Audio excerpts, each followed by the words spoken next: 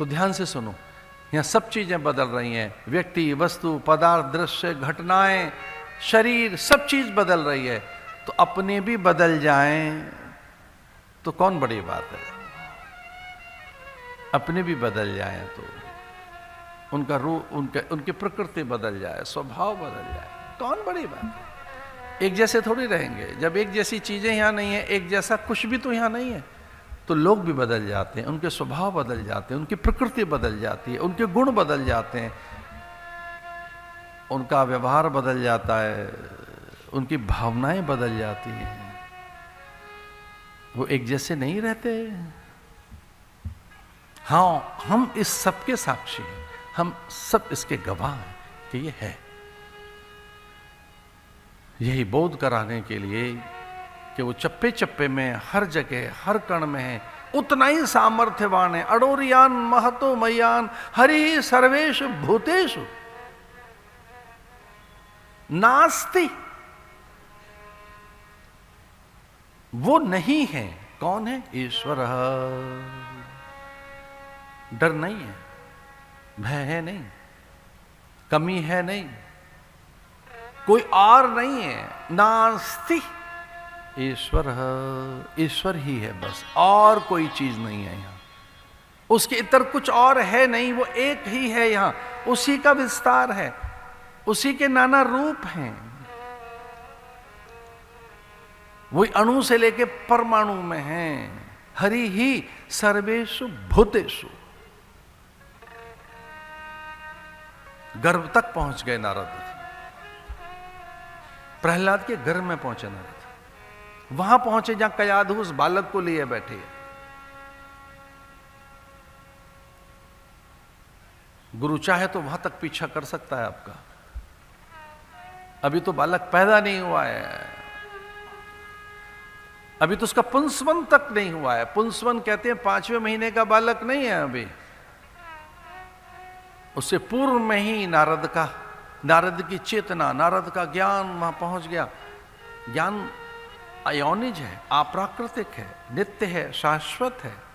ज्ञान जैसे कपास प्रकट हो रही है, उसमें वो जो कॉन्शियसनेस है, जौ, मटर, चना, गन्ना, करेला, साग भाजी में एक उनकी अपनी एक मूल चेतना है, वो ऐसे ही प्रकट हो जाती है। उसको ज्ञान है कि मुझे करेला बनना है, कड़वा होना है, मुझे गन्ना बनना है, मीठा बनना है, मुझे बेर रहना है, तरबूज नहीं होना है, बस यहीं तक रहना है। बेर मैंने छोटा ही रहना है मुझे। लो, मुझे तरबूज होना है, थोड़ा और बड़ा हो गया। हर चीज में एक ज्ञान है, उसका स्वतः ज्ञान है, उस पदार्थ में उसका ज्ञान है। कोरोना में हमने अपने यहां बंदरों को देखा। यद्यपि हमारे यहाँ तो बंदर ही शासन करते हैं। हरिहर आश्रम का राजा ही मृत्युंजय के बाद बंदर हैं, वो निरंतर वहां रहते हैं। कोरोना में वो हमारे साथ ही थे। हमने देखा वो पैदा हो रहे थे, और जस्ट न्यू नेटल, अभी बच्चा पैदा हो रहा है, मैंने बंदर को पैदा होते हुए देखा। अंतड़ियों में लिपटा हुआ, माँ उसे जन्म दे रही है, और हमने देखा उसको 1-2 घंटे के बाद बंदर छलांग लगा रहा है, वो चढ़ने का प्रयास कर रहा है। 1-2 दिन के बाद देखा था छलांग लगाकर चढ़ गया वो पेड़ पर। उसकी प्रवृत्तियां ऐसी हैं बंदरों की, छलांग लगाने की, उछल कूद करने की। गाय का बच्चा पैदा होते ही मां कहता है, घोड़ा हिनहिनाता है, हाथी चिंघाड़ता है, शेर दहाड़ता है। पता नहीं ये आदमी के बच्चों को किसने कह दिया कि तुझे रोना है। प्रकृति रोना है।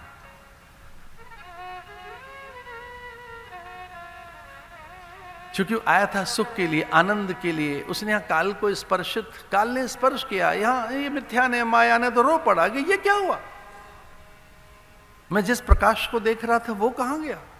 तो जिस प्रकाश के आश्रय में था, अंगुष्ठ प्रमाण प्रकाश के आश्रय में बालक, जब प्रकाश नहीं दिख रहा है और अपने से सांस ले रहा है।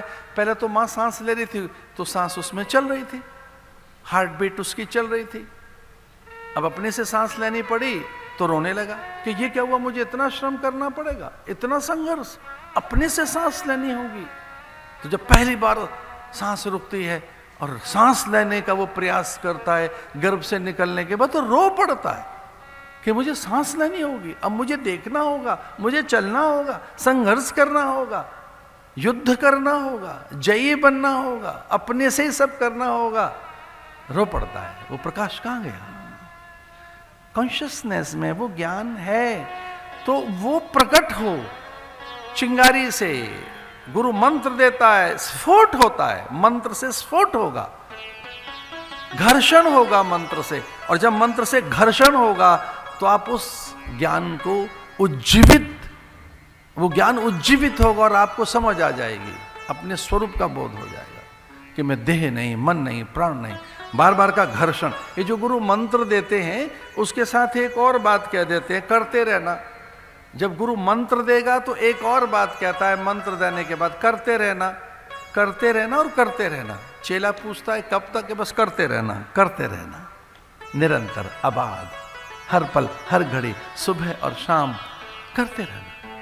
इस मंत्र के प्रकाश से, स्फोट से, इस मंत्र के आघात संघात से, इस मंत्र की जो ध्वनि तरंग हैं, स्वर लहरियां हैं, इस मंत्र में जो ध्वनि स्पंदन है, ये वाइब्रेशंस हैं, जब मंत्र वाइब्रेट होगा, तरंग पैदा होगी, तब वो उस प्रकाश से तू अपने को जान जाएगा, उस सत्य से तू परिचित हो जाएगा।